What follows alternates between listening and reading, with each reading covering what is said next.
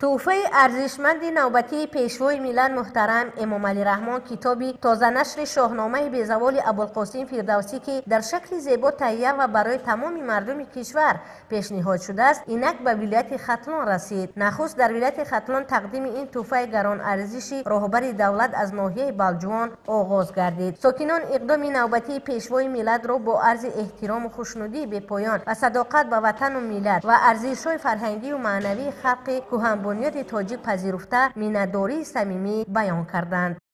امروز با تشبث و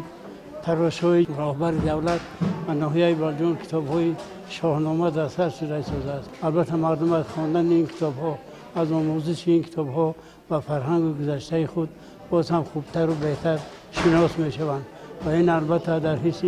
ملی و تندرستی مردم تاثیر خوب می‌رساند. بار دیگر ما از نوع مردم بلجوان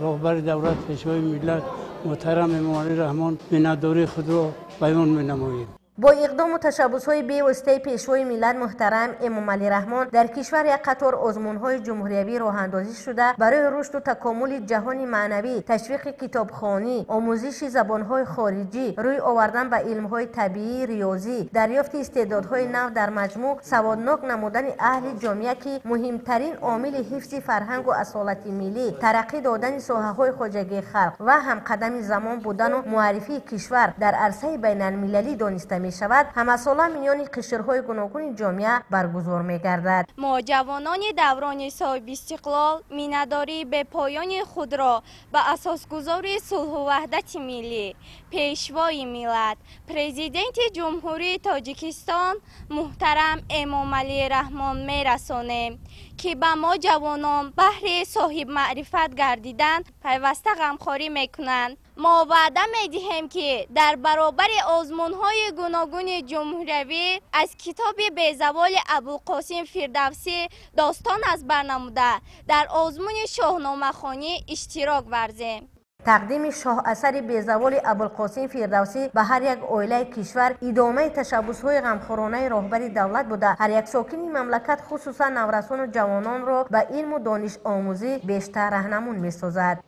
ما مردم ناحیه بلجوان پیش از همه مینداری خودمان را به حکومت جمهوری بخصوص پیشوای معظم ملت پرزیدنت جمهوری تاجیکستان محترم امام علی رحمان برای چنین یک اقدام‌های نیک میرسانیم و در برابر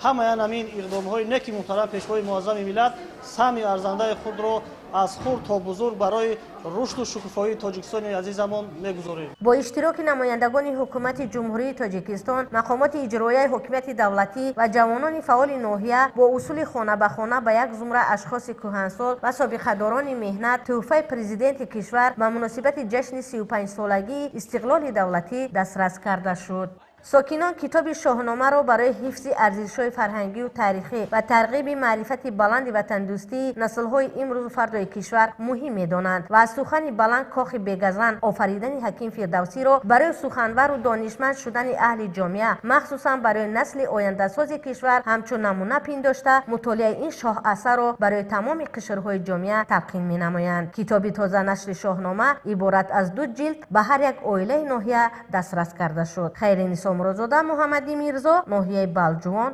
اخبار.